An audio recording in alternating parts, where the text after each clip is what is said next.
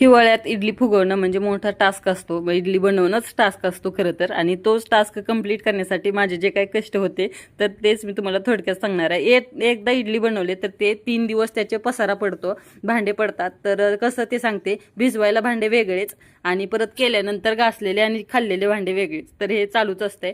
तर बघा, तिथे तांदूळ भिजू घातले आणि उडदाची डाळ भिजू घातली, दिवसभर उन्हात ठेवली भिजत आणि संध्याकाळी वाटून घेतलं. आणि वाटताना थोडेसे पोहे घालायचे.